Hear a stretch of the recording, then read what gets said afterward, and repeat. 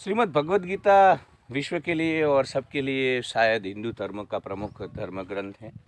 और ये सच बात भी है। सनातन का भी ये बड़ा ही महत्वपूर्ण और बड़ा ही मान्य धर्म ग्रंथ है, क्योंकि इसमें उपनिषदों का सार है। और उपनिषद हम कहीं ना कहीं सनातन में सबसे ऊंचे मानते हैं। जब जीवन में उपनिषद या पुराणों के बीच संघर्ष हो तो हम उपनिषद को ही मान्य करते हैं। तो श्रीमद् भगवद गीता के ऊपर हम उसका मनोमंथन कर रहे हैं और ख़ास करके ऐसे श्लोकों के ऊपर चर्चा कर रहे हैं जो कि मनुष्य को अच्छे मानसिक स्वास्थ्य दे सकते हैं या उसको आत्मविश्वास से भरपूर जीवन दे सकते हैं।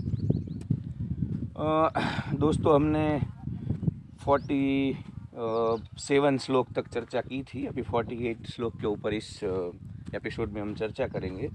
तो इसमें कृष्ण बोलते हैं कि हे अर्जुन, तू आसक्ति का त्याग करके सिद्धि असिद्धि सफलता निष्फलता में एक सी बुद्धि रख करके कर्तव्य कर्म कर, क्योंकि समत्व योग ही सबसे बड़ा योग है। उसके बाद जो 49 श्लोक है उसमें कृष्ण बोलते हैं कि ये समत्व रूपी बुद्धि योग से सकाम कर्म बहुत ही निचली कक्षा का है। हे धनंजय, समबुद्धि में ही तू सब कर्म कर और बुद्धि योग का आश्रय ले और कर्म के फलों को हमेशा के लिए त्यज दे।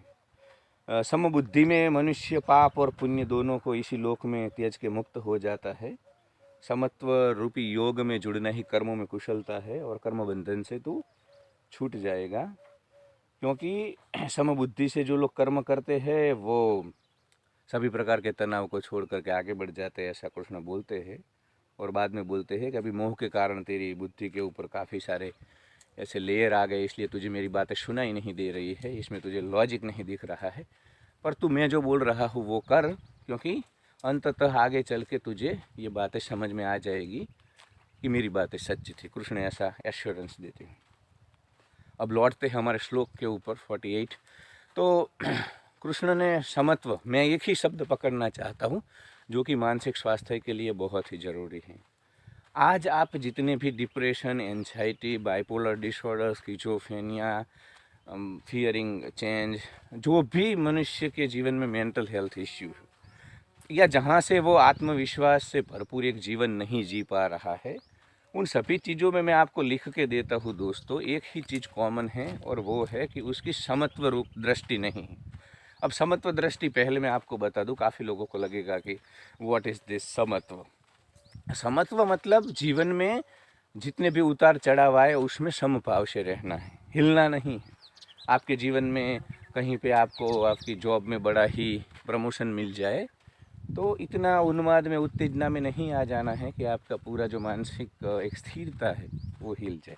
आप उससे प्रभावित होकर के अहंकार में आ जाओ, इस प्रकार का बिहेवियर करने लगो लोगों के साथ, तो स्थिर रहना समत्व।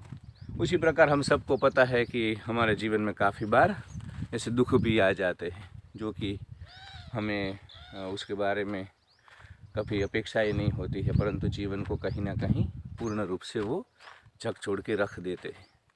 तो इस प्रकार की जब सिचुएशन बने, दुख वाली, निष्फलता वाली संबंधों में या किसी भी, मतलब मनुष्य का जीवन है पूरे दिन में या पूरे साल में जो भी घटनाक्रम है उसमें काफ़ी सारी चीज़ें बन सकती है जिसमें से तनाव आए, कोई आपका दिल तोड़ दे, कहीं पे आपको निष्फलता मिले। तो इस प्रकार के जो सिचुएशन है उसमें भी कृष्ण बोलते हैं कि तुम्हें सम रहना है, स्थिर रहना है।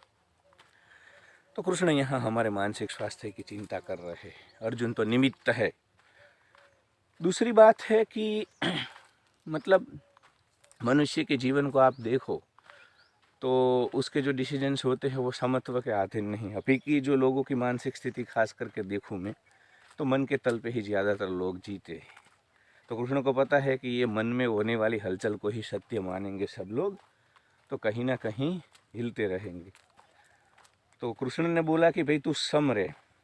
तो आज आपको और मेरे को पूरा दिन या आने वाले कुछ दिनों में जब भी कोई ऐसी बात आए जिसमें कि हमें लो फील हो या किसी का बिहेवियर हमारे साथ ठीक नहीं है, तो इस प्रकार के माहौल में हम सम रहेंगे, हम रिएक्ट नहीं करें। कहने का तात्पर्य है, मोटा मोटा मैं बोल दूं तो ये सारे जो श्लोक है उसका सार यह है कि भाई तू अगर सम रहेगा तभी अच्छा मानसिक स्वास्थ्य रहेगा और जीवन मुक्त होगा। जीवन चलेगा, उतार चढ़ाव रहेंगे, परंतु तू इससे पार हो जाएगा, हिलेगा डुलेगा नहीं और मानसिक स्वास्थ्य तेरा अच्छा रहेगा। अब आप बोलोगे कि चलो हम मान लेते हैं कृष्ण की बात और आपकी भी बात कि भाई हम हिलेंगे डुलेंगे नहीं। तो कोई हमारा नुकसान करे, कोई हमें मारने आए, कोई हमारी संपत्ति के ऊपर हाथ डाले, इस प्रकार की कोई चीज़ करे तो क्या करना, हमको चुप ही रहना है। ये तो बड़ी ही नॉन प्रैक्टिकल बात है, इसमें कोई तर्क नहीं है और हम इसको फॉलो नहीं करेंगे। तो नहीं दोस्तों, कृष्ण ने कोई भी ऐसी, या भारतीय अध्यात्म ने भी प्रैक्टिकली बातें ही की है जिससे कि मानव जीवन में फ़ायदा ही हो, मानव को कभी भी किसी भी मुकाम पे उसको निष्फलता ना लगे और वो तार्किक रूप से भी अनप्रैक्टिकल ना लगे। तो ऐसा नहीं है, समत्व यानी कि समभाव से चीज़ें देखना है, पर रिस्पॉन्ड तो करना है, ज़रूरी है। मैं आपको एग्जांपल दूँ, कृष्ण ने शिशुपाल को मारा, कृष्ण ने कौरव काफ़ी लोगों को मारा, तो क्या कृष्ण ने रिएक्ट नहीं किया था? नहीं, कृष्ण ने रिएक्ट नहीं किया था, उसने रिस्पॉन्ड किया था। There is a difference between reaction and respond. किसी चीज़ को लेकर के आप भावनाओं में बहकर तुरंत जो कर देते हो वो रिएक्शन है, एक्शन के ऊपर। पर सोच समझ कर, समय ले कर के जो उचित है, शिशुपाल को 99 बार जाने दिया, क्योंकि कृष्ण को था अगर इसको आज ही मार दूंगा, पूरा जो उनका वृषणी संघ था, पूरा जो वहाँ पे एक एम्पायर था, वो डिस्टर्ब हो सकता था।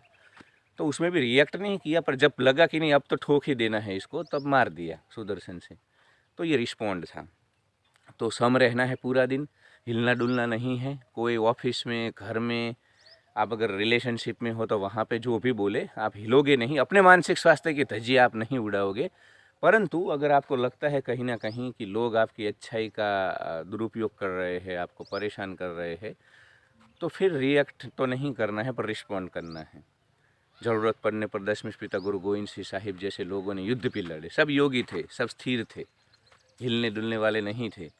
तो प्रैक्टिकली लेना है कि हमें हमारे अच्छे मानसिक स्वास्थ्य के लिए हिलना नहीं है, परंतु ज़रूरत पड़ने पर एक्शन लेनी है। लोगों को अगर छोड़ना पड़े तो छोड़ देना है, उनको सच्ची बातें बतानी है तो बता देनी है, या जीवन में जो भी करना है वो करना है।